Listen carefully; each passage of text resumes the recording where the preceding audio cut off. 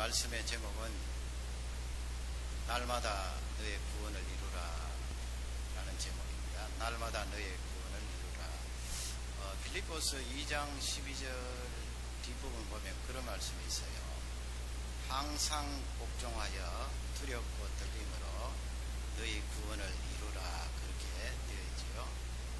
거기에서 우리가 궁금한 것이 있습니다. 너희 구원을 이루라, 그 말씀인데 하나님께서 그 크신 은혜로 우리를 구원해 주시고 살려 주셨는데 우리가 무슨 구원을 이루라는 말씀인가? 맞습니다. 하나님께서 우리를 향하여 은혜를 베푸셔서 찾아오시고 나를 사랑하시고 그 죄악에서 건져주셔서 구원을 주신 거죠. 선물입니다. 우리 사람이 바둥바둥해서 어떻게 그 크신 구원, 영원한 생명을 얻을 수가 있습니까? 하나님이 다 하신 거예요. 그러나 성경 말씀은 우리 사람 쪽에 해야 될 책임과 그 일들을 여전히 강조하고 있습니다. cheap grace라고 그러지요. 값싼 복음이 아니라는 거예요. 하나님께서 우리를 구원해 주시고 살려주신 그것이 그토록 소중하고 귀하기 때문에 우리 사람 쪽에서는 이미 구원받은 우리가 해야 될 책임과 일이 있다는 거예요. 구원받은 자가 엉뚱하게 살아가면 곤란한 거죠. 하나님의 사랑에 보답하면서 감사하면서 구원받은 자가 구원을 이루는 삶을 날마다 하라는 말씀입니다. 이미 구원을 받았지만 오늘 13절 뒷부분 말씀에 보면 그런 말씀이 있죠. 나중까지 견디는 자는 구원을 얻겠다, 그렇게 되어 있습니다. 나중까지. 거기 나중까지 그 말씀은 종말적인 걸 말하죠. 우리가 이 세상에 살다가 죽든 아니면 우리가 살아있는 동안 예수님께서 다시 오시든 우리가 어떻게 하든 구원을 받잖아요. 종말을 맞이해요. 물론 예수님 재림하실 때 나 자신이 살아있으면 얼마나 좋아요. 그러나 그것이 내 육신을 가진 이 존재는 종말이잖아요. 훨씬 더 좋고 아름다운 환경으로 들어가지만 종말이에요. 내가 죽든 살아서 예수님을 영접하든 그 종말을 맞이할 때 구원을 받을 것이다, 그런 말씀인데 그것을 이제 또 다른 측면으로 보면 날마다 우리가 구원을 이루는 삶이 있어야 된다는 말씀이에요. 날마다요. 특히 종말을 살아가는 우리 자신이 날마다 그 구원을 이루어 나가면 결국은 종말에 가서 구원함을 받는 귀한 존재가 될 것이다 하는 그런 말씀이에요. 여러분 신앙생활하면서 이 두 가지 측면을 놓치면 안 되는 것입니다. 나 이미 하나님 앞에 구원받았으므로 내 마음대로 살겠다. 그건 곤란한 거예요. 하나님께서 그렇게 말씀하지 않았거든요. 그러면 날마다 구원을 이루는 그 내용이 무엇인가? 그것을 이제 예수님께서 말세에 사는 우리들에게 잘 알려주고 계십니다. 오늘 그렇지 않으면 이 말씀이 좀 멀리 있는 그 일처럼 느껴져요. 그렇게 적용하지 않으면. 그러니 말세를 향하여 주신 이 귀한 말씀, 그렇게 내하고는 동떨어진 저 멀리 있는 다른 동네에서 일어나는 일처럼 느껴지면 이 말씀이 나에게 어떻게 역사를 하겠습니까? 그러니 이 말씀을 붙들면서 내가 어떻게 날마다 하나님이 주신 구원을 이룰 수 있는가 고민해보고 기도해보는 시간이 되시기를 바랍니다. 첫 번째 살펴볼 것은 그 구원을 이루는 일은 나를 더럽히지 않는 거예요. 구원함을 받은 하나님의 자녀가 자기 자신을 더럽히지 않는 것인데 14절 앞부분에 보면은 예수님께서 그런 말씀을 하셨어요. 멸망에 가져간 것이 서지 못할 곳에 쓴 것을 보거든 그리고 관로를 해놓고 읽는 자들은 깨달을지, 이제 그렇게 되어 있거든요. 거기 뭘 읽는다는 말씀이에요. 읽는 자들은 깨달을지인저. 그건 무엇을 염두에 두고 지금 마가 저자가 성령의 감동으로 기록을 하고 있는데, 거기 읽는 자들은 이 말씀은 이 다니엘서 11장 31절 말씀을 염두에 두고 하시는 말씀이에요. 다니엘서 11장 말씀에 보면은 거기에 이런 내용이 있어요. 이 군대가 말이죠, 강한 군대가 들어와서 하나님의 거룩한 성소를 더럽혔다고 그랬어요. 더럽히겠다, 예언이니까. 하나님께서 거하시는 그 성전 안에 성소가 얼마나 거룩합니까? 더럽히겠다. 그리고 그 군대가 그 이스라엘 백성들이 날마다 하나님 앞에 예배 드린 거 있잖아요. 제사를 못 드리게 없애버리겠다. 그리고 마지막으로는 멸망당할 미운 물건을 그곳에 세우겠다 그랬어요. 예수님께서 그 말씀을 인용하시면서 조금 이렇게 바꾸셨지요. 안에 들은 뉘앙스는 똑같은데 말이죠. 그렇게 바꾸신 이유는 다니엘서 그 말씀을 헬라어로 번역한 유대인 학자들이 있는데, 예수님이 말씀하실 때는 그 헬라어를 가지고 지금 마가복음 13장 14절 말씀을 하는 거예요. 멸망에 가정한 것이 서지 못할 곳에 선 것을 보거든, 그 멸망의 가정은 가정스러운 그 행동이나 가정스러운 그 일은 멸망을 당한다는 말씀이에요. God will destroy. 완전히 부숴버리겠다. 가정하다는 말씀은 우리 식으로 바꾸면, 여러분 너무 더럽고 추한 것을 보거나 들으면 구역질이 확 나오잖아요. 토할 것 같잖아요. 또 어떤 사람은 그것을 보고 토해버리는데 말이에요. 그런 일들을 가정하다 그러는데, 다니엘이 11장 말씀에서 그 일을 예언한 것은 주전 168년 시리아에 안디오커스라는 왕이 있는데 지독한 왕이에요. 더욱이 하나님 백성이라 그러면 아주 눈에 불을 켜고 못 살게 구는 그런 왕이에요.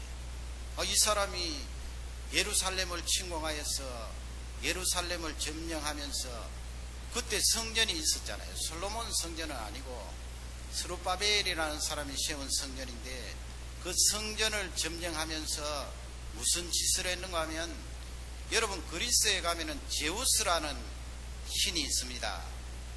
그 우상이에요. 사람이 만든 거예요. 그 제우스 우상을 성전 안에다 세우는 거예요. 얼마나 가정스러운 일이에요. 사람이니까 그렇게 할 수 있죠. 그러나 하나님이 보시기는 가정스러운 일이에요. 하나님께서 그것을 보실 때는 구역질이 나고 토하는 거예요. 사람식으로 바꾸면 하나님 임재의 상징, 하나님 앞에 예배드리는 그 자리에 우상을 세워놓았으니까 하나님이 얼마나 싫어하실까요? 그리고 거기에다가 제물로 이제 제우스에게 바치는데, 이 안디오커스가 뭘 바치는가 하면 돼지를 잡아서 바치는 거예요. 구약 성경에 보면은 돼지는 하나님께서 부정한 동물이라고 해서 이스라엘 백성들에게 먹지 못하도록 했는데, 이 안디오커스가 그것을 알았는지 돼지를 가지고 제물로 성전 안에서 그것도 제우스에게 바치니, 하나님이 보실 때는 가증하고 혐오스럽고 토할 것 같은 그런 더러운 짓이에요. 그것을 다니엘 선지자가 몇백 년 전에 예언을 했는데, 그러면 예수님 시대는 안디오커스가 옛날 사람이잖아요. 그런데 예수님께서 다니엘 11장에 나와 있는 그 말씀을 왜 인용하시면서 말세에 사는 우리들에게 말씀을 해주셨는가? 다니엘하고 비교를 해보면 예수님 말씀도 멸망에 가정한 것이 거룩한 곳에 선 것을 보거든, 거기 거룩이라는 말씀을 우리 교회로 적용해봐요. 그러면 말세에 사는 우리들에게 이 교회 마당에 우상을 만들어 놓고 교회 마당에 돼지를 잡아서 거기에 절을 하면 그것이 멸망에 가정한 것입니까? 그럴 수도 있겠죠. 어떤 지역에 가면 그렇게 하나님의 교회를 핍박하고 못 살게 구는 지역도 있을 거예요. 그러나 그것을 온 세계에 있는 지금 우리 교회에 적용하기란 어려워요.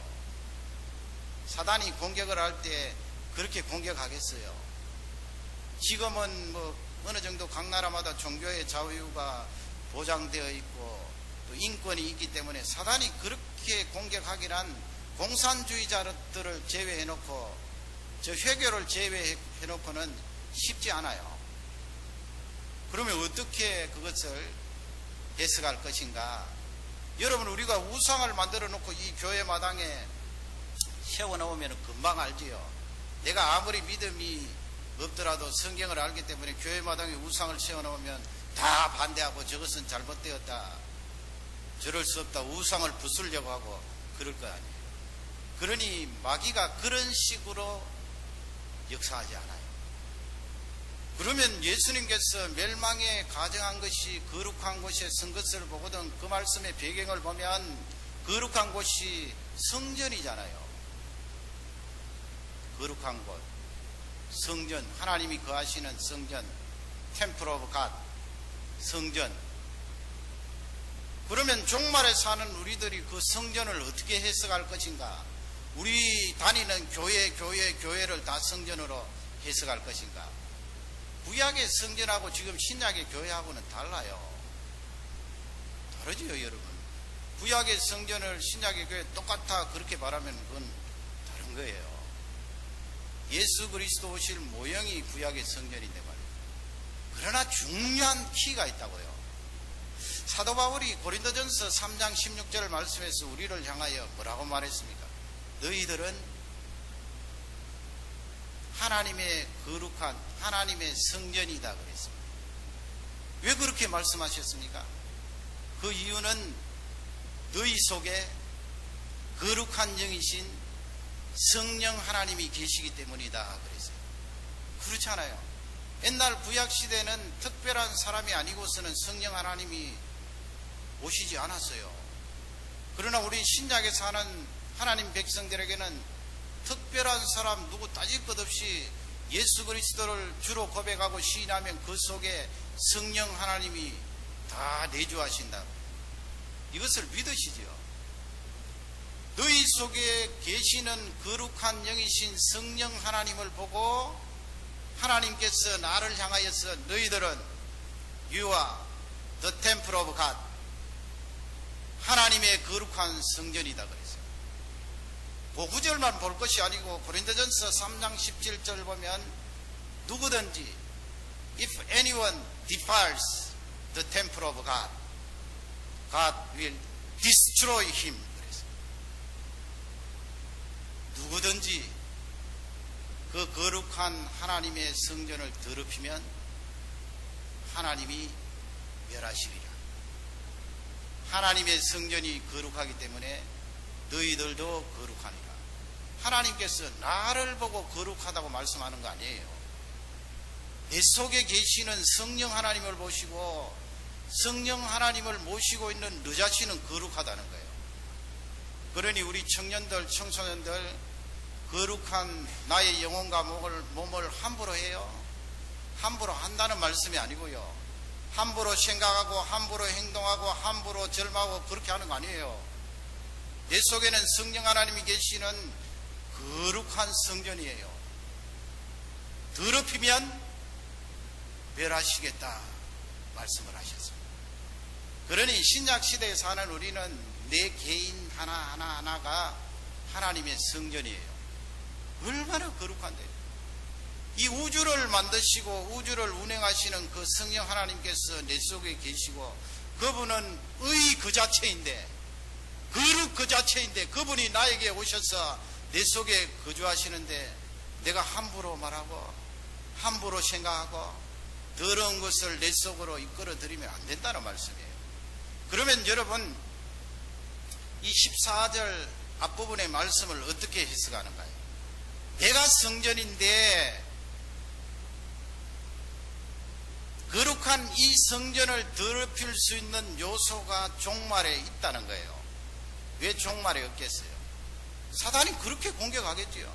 우상 세워놓고 절하라 그러면 그런 일도 있겠지만은 우리 목숨 걸어놓고 절 안 할 수 있어요. 그렇지요. 그러나 내 속에 들어오는 이 멸망에 가증한 것은 나도 모르는 사이에 침투하기 때문에 그냥 받아들일 수가 있다고요. 예수님은 종말에 사는 우리들에게 그런 것을 염두에 두시면서도 말씀하신 거예요. 그 멸망에 가증한 것이 나에게 들어올 수 있다는 이 말씀은 나에게 가까이 있다는 말씀이에요. 가장 가까이에 있어요. 나에게. 그것은 개개인마다 다를 수 있지만은 이렇게 문명이 발달되고 IT가 점점 고속도로 발전하고 문명이 찬란한데 그 여러 가지 가운데 하나가 무엇일까요? 멸망에 가증한 것이라고 찝을 수 있는 여러 가지 가운데 하나가 무엇일까요? 바로 인터넷이에요, 여러분. 만일에 예수님 당시에 인터넷이 있었더라면 우리 예수님은 틀림없이 사이버를 말씀하셨을 거예요. 왜 말씀하지 않았을까요? 물론 인터넷을 잘 사용하는 분들에게는 너무나 기가 막힌 도구예요. 저도 그 혜택을 누리고 있어요. 설교 준비하는데 얼마나 좋은지 몰라요. 인터넷을 잘 활용을 하면 그 수없이 많은 자료들, 옛날에는요 일일이 서재에 가서 책을 펼쳐서, 어떨 때는요 책을 메모해놔도 뭐 책이 많으니까 어디 가서 그것이 있는지 메모하는 자체를 제가 정리하는 것이 좀 잘 되어 있지 않거든요. 그거 찾는다고 몇 시간 걸릴 때가 있어요.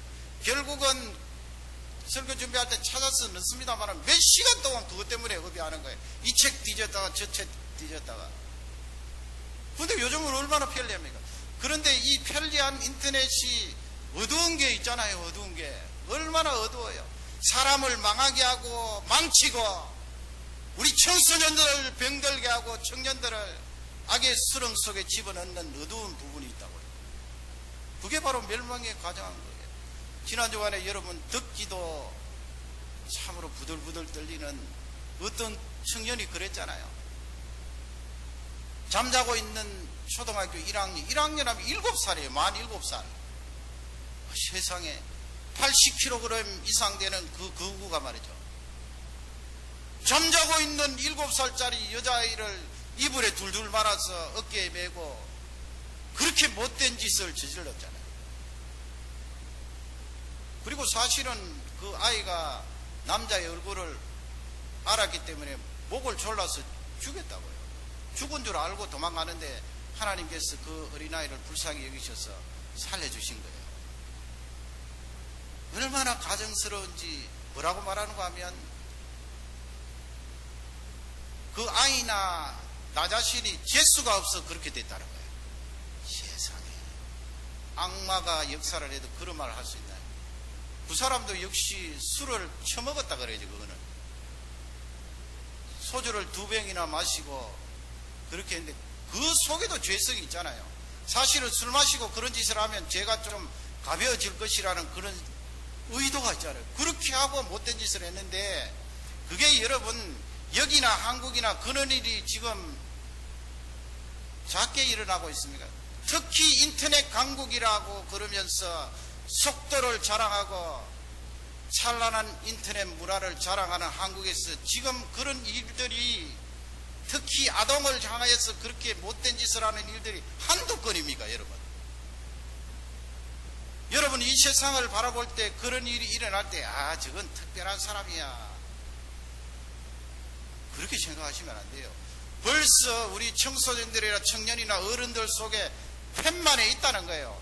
그리고 마지막 순간에 그렇게 참혹한 죄는 저지르지 않을지라도 생각으로 어느 정도는 그만큼 죄를 짓고 있다는 거예요.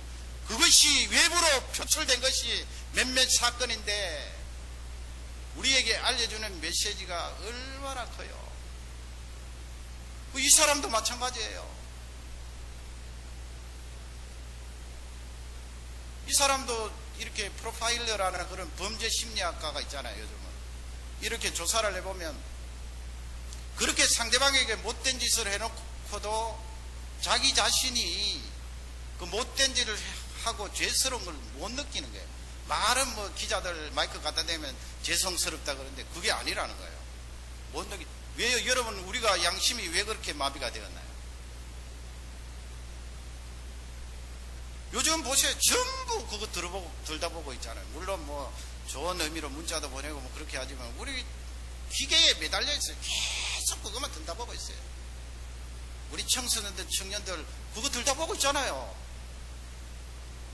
사실은 우리가 그 기계에 매달려 있는 시간보다는 사람과 만나 이야기하고 사람과 만나서 교제하는 그것이 더 중요하잖아요. 여러분, 신방 가서 우리 자녀들 신방 데리고 가서 이렇게 한번 보세요. 유심히 보세요. 사람과 사람 만나서 이야기하는 것보다 그거부터 두드리고 가졌다고. 그리고 컴퓨터 있으면 컴퓨터 앞에 서 있다고. 어른이나 우리 자녀들이나 여러분 그런 부분에 나 자신을 보면서 영적으로 민감할 필요가 있어요.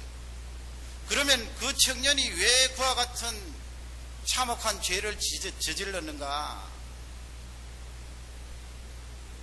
아동 포르노 때문에 그렇잖아요. 하나님께서 이 세상을 심판하지 않을 수가 없어요, 여러분. 이 성이라는 것은 하나님께서 주신 축복이에요. 누구에게? Within husband and wife who God gave us. 하나님께서 남자와 여자를 짝지어 주셔서 부부를 만들어 주신 그 관계 이외에는 더러운 거예요. 다른 사람의 인격을 상하게 하고 나 자신을 망치게 하는 거예요. 하나님이 맺어주신 그 부부관계에 이루어지는 성은 얼마나 아름다운 거예요. 얼마나 축복인가요. 거기서 자녀가 출생이 되고 가정이 이루어지고 그 후손들이 하나님 앞에 쓰임을 받는 그런 사람들이 되는데 우리 인간들이 망쳐버리는 거예요. 아니, 그 죄 없는 어린아이들을 붙들어다가 그렇게 포르노를 찍는 인간들은 누구고, 그것을 보는 인간들은 누구예요? 우리는 그럴 리가 없겠지만 만일에 하나님의 백성이라고 하면서 구원함을 받은 자라고 하면서 그렇게 아동 포르노를 보면서 마음에 담고 있으면 그게 뭐예요? 멸망에 가정한 것이 나의 거룩한 성전에 들어온 거예요. 그걸 말하는 거예요. 그 더러운 거 아니에요. 처음에는 양심의 가책을 느끼다가 자꾸 보다가 보면은 그런 죄를 짓게 되는 거예요. 생각이 흘러넘쳐서 나중에는 술을 퍼마시고 그 어린 아기를 말이죠. 그렇게 참혹하게 짓밟는 거예요. 그걸 멸망에 가정한 것이 서지 못할 곳에 선 것을 보거든 그 말씀. 여러분, 나는 성령 하나님을 모시고 있는 거룩한 성전이에요. 그런 멸망에 가정한 더러운 것이 내 속에 들어와 있으면 어떻게 되는 거예요? 하나님이 멸망시키게 돼. 종말이 되면 여러분 보세요. 이런 일이 뱃속에서 일어나는 거예요. 뱃속에서. 그런 세계 속에 사는 우리들을 향하여서 예수님께서 너희들 날마다 구원을 이루라 말씀하는 거예요. 백날 다 구원받았습니다 말하면 뭐예요? 그런 걸 보면서 죄를 지으면 더러운 것이 나에게 들어왔는데요. 하나님 아버지, 나는 이 세상을 따라가지 않고 날마다 구원을 이루겠습니다. 그래서 우리 자녀들 차단 장치를 해야 돼요. 부모님들 정신 바짝 차리세요. 뭘 신뢰합니까? 자식들은 신뢰해도 죄성은 신뢰하면 안 돼요. 청소년 보호 차단 장치를 걸어야 돼요. 그리고 방 안에서 혼자 인터넷 하도록 조직을 통하여 감시해야 돼요. 이 부모들이 어떤 기사를 보니까 아들에게 이거 남자가 돼서 그런 것 몇 번 해도 괜찮다 그러는데 어디 그런 부모가 이 세상에 그렇게 하다가는 망하는 거예요. 예수님이 그 부분에 대해서 종말에 사는 우리들에게 강력하게 경고하시는 것이. 두 번째 주시는 메시지는 뭐예요? 14절 뒷부분에 보면은 유대에 사는 자들은 산으로 도망하라 그랬잖아요. 유대에 사는 자들. 아니, 내가 뭐 말세에 지금 캐나다에 살고 있는데 유대에 사는 자들은 산으로 도망하라. 그게 종말에 사는 나에게 무슨 의미가 있는가? 그리고 여러분 요즘 뭐 재난이라든지 전쟁이 일어나면 뭐 산으로 도망간다고 사나요? 끝장나는 거지요. 뭐 쓰나미는 산으로 도망가면 살겠지만 뭐 산으로 도망가면 화산 터지면 어떻게 해요? 그러니까 예수님께서 종말을 말씀하실 때는 당시의 배경과 또 예수님 이후에 그 가까운 시기와 지금 종말 중에 종말을 사는 우리들에게 이 다 연결해서 말씀하는데, 예수님 당시에야 그냥 칼을 가지고 창을 가지고 화살을 가지고 전쟁을 하고 그러니까 산으로 도망가면 살겠지만, 종말에 사는 우리들에게 주시는 메시지는 다른 의미를 담고 예수님이 그 말씀을 하신 거예요. 유대인들에게 산이라고 하는 것은 피난처를 말해요. 무슨 피난처? 하나님께 피하는 피난처. 그래서 두 번째 종말에 사는 우리들에게 주시는 메시지는 안전한 피난처로 도망하라는 거예요. 안전한 피난처. 유대인들에게 산이 피난처라는 그 말씀이 어디에 있는가? 시편 11편 1절 말씀에 가면은 내가 하나님께 피하였더니 사람들이 뭐라고 말하는가 하면 너 새같이 되어서 너의 산으로 도망하라, 그렇게 말하더라는 거예요. 너의 산. 그러니까 유대인들 마음속에 그 산은 안전한 것으로 인식되고, 더욱이 그 산을 하나님께서 임재해 계시면서 우리를 보호하는 것으로 생각하는 거예요. 시편 121편 1절 2절에 보면 내가 눈을 들어 산을 향하여 보리라. 그 다음에 뭐예요? 나의 도움이 어디서 올고? 2절 말씀에 가면 나의 도움이 천지를 지으신 여호와께로서 말미암느니라. 그러니 유대인들에게는 이 산은 하나님이 지으신 곳이고 하나님이 그곳에 임재하셔서 하나님의 백성을 안전하게 보호해 주시는 피난처의 상징이다, 그렇게 되는 거예요. 그러면 종말에 사는 우리들에게 주시는 메시지가 뭐예요? 산으로 도망하라. 이 말씀은 여러분 재난이 일어나고 갖가지 일들이 발생하면 산이 우리를 도와주나요? 물이 우리를 도와주나요? 아니면 재물이 우리를 도와주나요? 나의 건강이 우리를 도와주고 챙겨서 내가 살도록 해주나요? 아니에요. 이 말세가 되면 철저히 우리가 지키고 생각하고 염두에 둬야 될 것은 피난처인 하나님께 나아가야 된다는 말씀입니다. 하나님 외에는 피난처 없어요. 그것을 말씀하는 거예요. 말세에 너희들에게 믿음을 보겠느냐? 말세가 되면 여러 가지 도구가 생기잖아요. 땅도 깊이 파고, 아니면 뭐 하늘로 날아가서 화성이나 금성이나 우주 정거장을 지어놓고 거기로 올라갈까? 그게 무슨 소용이 있습니까? 하나님이 이 우주를 다스리신데 하나님이 심판하시면 화성에 간들 금성에 간들 무슨 소용이 있나요? 그런 사람들을 향하여서 이 우주를 만드신 하나님이 영원한 피난처이니 그 피난처로 들어가라 하는 말씀입니다. 여러분 이민생활 하시면서 어렵고 힘드시죠? 고통이 많으시지? 나의 고통과 어려움을 해결할 수 있는 존재는 아무도 없어요. 돈이 생기면 해결이 되나요? 아니에요. 나의 피난처는 하나님뿐이에요. 날씨가 될수록 더욱더 그것을 붙들고 하나님뿐입니다. 하나님께 피하고 하나님 앞에 나아가겠습니다. 고백하는 종들이 되시기를 주님의 이름으로 축원합니다. 마지막 세 번째, 날마다 구원을 이루는 것은 소홀히 하지 말라는 거예요. 나의 구원을, 날마다 구원을 이루는 이것을 소홀하게 여기지 말고 이미 받은 구원을 소홀히 여기지 말라는 말씀이에요. 그런 말씀이 어디에 있나요? 그게 15절에서 17절인데 살펴보면 15절 말씀은 지붕이 나오죠. 지붕 위에 있는 사람들은 내려가지 마라 그랬는데, 또 집안에 있는 사람은 그것을 가지려고 들어가지 마라 그랬지요. 15절에 왜 지붕이 나오는가 하면 유대인들 지붕은 평평하답니다.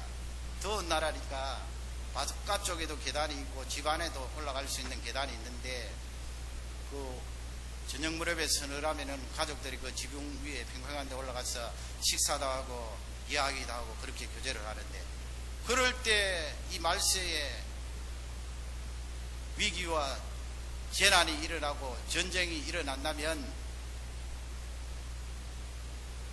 위기가 찾아오면은 지붕 아래로 내려가서 무엇을 가지고 도망가려고 하지 말라는 거예요. 또 집 안에 들어가서 무엇을 건지고 가려고 그렇게 시도하지 말라는 거예요. 그냥 나아가라는 거예요. 구원에 대해서 소홀히 여기지 말라는 메시지인데, 이 말씀은 16절 말씀과 연결해서 같은 맥락이에요. 16절 말씀에 가면은 밭에 나가서 일하는 농부가 겉옷을 가지려고 돌이켜 가지 말라고 그랬어요. 대개 이스라엘 사람들은 성이 이렇게 있으면 성 바깥에 농토가 있어서 농사를 지을 때는 성 바깥에 나가서 농사를 짓는데, 고대에 여러분 겉옷이 얼마나 중요해요. 그 지방은 밤에 춥기 때문에 반드시 겉옷이 있어야 되는데, 농부들이 낮에 일하려면 겉옷이 필요 없잖아요. 그러니까 겉옷을 집에 놔두고 이제 농사 일을 열심히 하고 있는데 확 터졌어요. 재난이 일어났어요. 그럴 때 아이고 내 겉옷 하면서 집으로 돌아가서 겉옷을 가지고 도망가지 말라는 거예요. 그 앞쪽에 나오는 15절이나 16절 말씀은 내가 가지고 있는 가장 귀중한 것, 그것에 집중해서 구원을 놓치지 않도록 하라는 말씀이에요. 창세기 19장 말씀에 보면은 롯의 아내가 있는데, 그 아내가 천사의 말을 듣고 천사의 손에 끌려서 열심히 소돔성을 탈출하는데 그만 뒤를 돌아보았잖아요. 그래서 그 자리에 소금 기둥이 되는데, 하나님께서 불과 유황을 소돔성에 내려서 완전히 녹여버리는데 다다다다다다 하면서 사람 죽는 소리도 나고 뜨끈뜨끈한 열기가 있고 연기가 막 피어오르는데, 연기가 확확 밀쳐 나오는데, 그런 와중에 천사의 말을 안 듣고 왜 뒤를 돌아보았을까요? 뒤에 두고 온 것이 아까운 거예요. 예를 들면 아이고 내가 금덩어리 집안에 놓아뒀는데, 내가 꼭 있어야 되는 겉옷을 집안에 놓아뒀는데 그거 아깝다, 가지고 도망가야지. 그러니 이 롯의 아내는 하나님이 건져주신 그 구원을 어쩌면 소홀하게 입고요. 그리고 원래 가지고 있었던 금덩어리 겉옷을 귀중하게 생각하고 거기 집중하는 바람에 뒤를 확 돌아보다가 소금 기둥이 되었잖아요. 말세가 되면 그런 일이 일어난다는 거예요. 하나님이 나에게 주신 구원은 뒷전이고, 원래 내가 가지고 있는 것, 이것 없으면 안 돼 하는 것, 사람마다 다르겠지요. 이것 없으면 안 돼. 쥐고 있는 거 그것 때문에 하나님이 주신 구원을 소홀하게 여기지 말라는 메시지예요. 내가 가지고 있는 것은 없어지잖아요. 종말이 이루어지면 그게 무슨 나에게 소용이 있나요? 여러분, 우리가 세상 떠나면 내가 가지고 있는 그게 무슨 소용이 있어요? 무슨 나에게 유익이 있어요? 그러니 우리가 이 세상에 살면서 괴로워하고 힘들어하는 것 대부분은 내가 가졌느냐 못 가졌느냐 그 문제거든요. 하나님의 구원을 이루는 사람들은 그런 것 때문에 너무 고통스러워할 필요 없어요. 다 날아가 버리면 뭐 하나님 알아서 하시겠죠. 그렇지 않습니까? 17절 말씀에 가면 조금 더 이해가 되지 않는 부분이 있어요. 성경을 읽을 때 그래요. 그런 내용을 읽으면 야, 이거 우리한테 맞는 말씀인가? 하나님의 말씀인지는 인정이 가는데 의문이 든단 말이에요. 17절 말씀에 보면 아이 뵌 자들과 젖 먹이는 자들에게 화가 있을 것이라고 그랬어요. 우리 모자실에 있는 애기 엄마들 들어보세요. 아니 그러면 아기를 가진 임신한 산모나 또 이미 산후조리를 하고 아기를 키우고 있는 아기 엄마는 화가 있을 것이다. 그러면 아기 가지는 것이 잘못되었다는 말씀인가? 아기 가져서 아기를 양육하고 키우는 것이 뭐가 문제란 말씀인가? 그런 생각 들지 않아요. 하나님께서 가정이라는 제도를 주시고 부부를 주셔서 아기를 가지게 되고 아기가 태어나서 이제 잘 성장하고 있는데 그 부분에 대해서 예수님이 왜 17절에 이런 말씀을 하셨는가? 성경을 읽을 때 그런 궁금함을 가져야 되잖아요. 그러나 우리 예수님이 하나님의 독생자로서 그냥 말씀하신 것이 아니겠지요. 그 말씀은 몰두하고 있는 우리 인생들에게 주시는 말씀이에요. 이 세상에 말이죠, 어느 한 사람이 대상을 향하여서 빠지고 또 빠질 수 있는 그 대상이 누구일까요? 우리 청년들 연애하는 것입니까? 저는 그렇게 안 봐요. 연애하는 것도 일시적이고, 그랬잖아요. 결혼하고 나면 3년, 5년 정도 되면 또 원래 상태로 돌아온다고요. 그건 뭐예요? 동물 예고들이 말하는 사람이 동물을 사랑하고 아끼는 것입니까?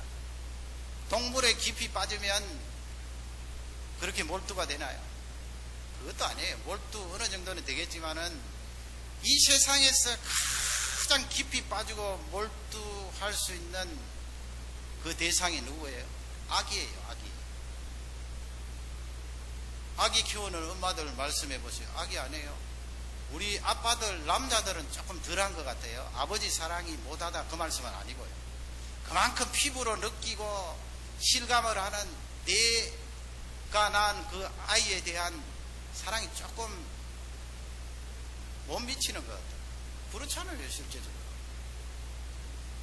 10달 동안 아기를 몸속에 가지고 있다가 10달 후에 해산을 하고 그 아기를 키우는데, 특히 아기 엄마들은 그 아기에 대해서 얼마나 몰두해요. 보통 빠지는 게 아니에요. 돌았으면 갈아줘야 되고, 돌았으면 먹여야 되고, 돌았으면 씻겨야 되고. 그래서 예수님께서 그 인생이 다른 인생에 가장 몰두가 되고 빠질 수 있는 그 한 예를 끄집어내신 거예요. 그렇지 않습니까, 여러분? 그 예를 예수님께서 말씀하시면서 우리 산모들 보면은 왜 아기 낳고 나서 그 우울증이 들어오는데, 어떻게 보면은 그 우울증이 약이 될 수가 있다고. 심한 우울에 빠지면 안 되겠지만 어느 정도 우울증은, 왜냐하면 아기와 나를 떼어놓는 거잖아요. 아니, 아기와 엄마를 떼어놓으면 어떻게 아기가 자랄 수 있나? 아니에요. 너무 딱 들어붙어서 문제예요. 아기와 나가 하나가 되면 안 된다니까요. 바운다리가 없어지면 그 아기를 망치는 거예요. 아기 엄마와 아기가 하나가 되어서 너무 몰두되어 버리면 이 교육이 안 돼요. 보는 눈이 없어요. 교육이 될 리가 있나? 그래서 약간 떼놓고 바운다리가 필요해요. 우리 부모님들 어린 아기들 무조건 잘해주면은 아기가 훌륭한 사람이 될 것 같아요. 그러나 우리 부모들은 되게 그렇게 생각을 해요. 저를 포함해서. 이 아이에게 가장 양질의 환경, 가장 양질의 피드백, 가장 양질의 모든 것을 공급하면 이 아이가 가장 최고의 아이가 될 거예요. 참말이에요. 벌써 그렇게 말하면 바운다리가 없어져서 아기와 내가 하나가 되어서 아기를 망친다고요. 그렇게 아기와 아기 엄마가 하나가 되어서 계속 지내게 되면 이 아기 엄마들이 얼마나 피곤해요. 계속해서 할 일이 돌아오고 자고 나면 아기가 못 채고 계속해서 그 일을 하다가 보면은 육체적으로 지치니까 영적으로 완전히 바닥이에요. 우리 교회 아기 엄마들은 안 그러시겠지만 영적으로 바닥이 될 수 있다고요. 그래서 저는 우리 교회가 있다면 이 아기 엄마들이 마음껏 예배 드릴 수 있도록 그 아기를 보살펴주고 하는 그런 부서를, 영화부, 잘 돌아가는 영화부를 만들고 싶어요. 영적으로 바닥이라니까요. 거기에다가 아기와 아기 엄마가 하나가 되어버리면 영적으로 바닥이면 그 아이를 어떻게 인도를 해요? 아기가 아기 엄마를 리드하는 거예요. 부모를 리드하는 거예요. 그렇게 되면 안 되거든요. 엄마가 아빠가 아기를 리드해야 돼요.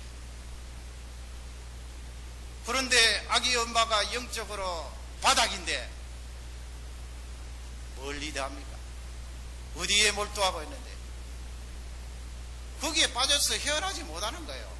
그러면 아기에게도 안 좋고 본인에게도 안 좋고 종말에 가서는 거기서 헤어나지 못하면 화가 있을 것이라고 예수님 말씀하시는 거예요. 그러면 아기에게 안 빠지고 그러면 이 아기가 잘 될 수 있는, 잘 될 수 있어요. 말씀드렸잖아요. 분리가 돼야 돼요. 그리고 신앙적으로 영적으로 그 아기를 리드해주고 이끌어줄 수가 있어야 돼요. 그러면 아기도 살고 엄마도 살아요. 그런 아기와 엄마가 종말을 맞이하면 날마다 구원을 이루어서 하나님 앞에 영광을 돌리는 귀한 자녀가 된다는 말씀이에요. 그렇죠, 여러분. 우리 부모님들 보면은 그때는 어려워서 그런 것 같아요. 시가살이도 어렵고 먹고 살기도 어렵고 그러니 뭐 애기 덜쳐갖고 들판에 나가서 뱀이 오는지도 모르고 거기 돗자리 하나 이불 하나 깔아놓고 애기 거기 잠재우고 일하고 돌아가고 그랬는데 그 어머니들이 교회도 그렇게 했다고요.